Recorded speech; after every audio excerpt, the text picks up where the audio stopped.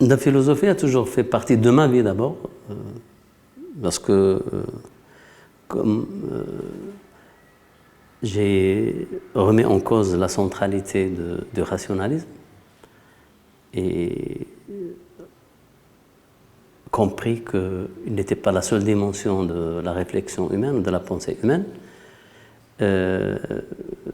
Du même coup,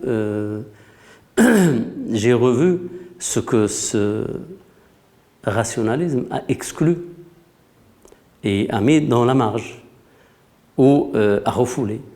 C'est plus important et continue à fonctionner en tant qu'inconscient du rationalisme. Et bien entendu, ce que le rationalisme a refoulé, c'est une série de marges dans la vie des humains.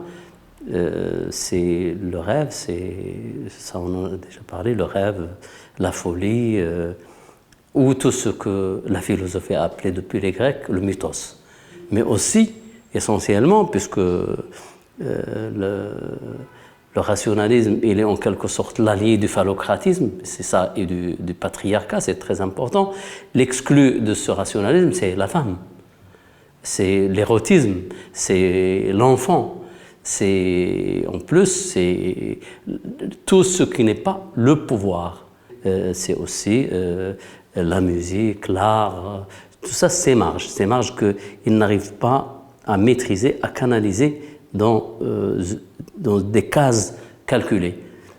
Et bien entendu, je me suis intéressé à ces marges dans mes écrits. Si par exemple on revient à mon livre déjà qui date de 1996, L'espace et le corps, il y a d'abord un traitement de la marge en tant que concept, et puis la femme en tant que marge.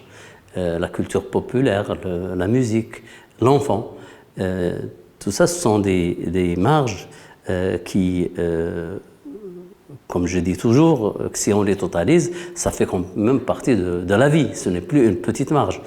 Et tout mon travail se concentre là-dessus.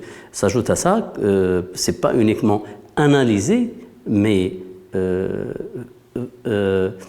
pratiquer la philosophie, essayer de, à partir de ces corpus, tirer une philosophie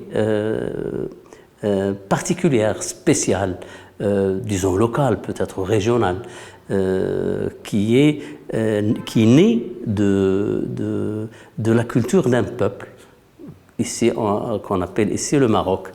Et bien entendu, j'ai aussi écrit des romans. Et l'écriture d'un roman, dans ce cas-là, n'est pas uniquement l'occasion de raconter une histoire. Raconter une histoire pour se délasser après le travail et la lire. Non, ce sont des réponses à des interrogations profondes sur l'existence et le devenir humain. Et ce que peut faire aussi un autre poète. C'est pour cela que je ne fais jamais la différence entre les expressions dans l'écriture ou dans l'art et la philosophie. Pour moi, c'est un corpus artistique d'expression qui peut répondre par plusieurs petites stratégies à la même question qui est le devenir et le destin peut-être humain.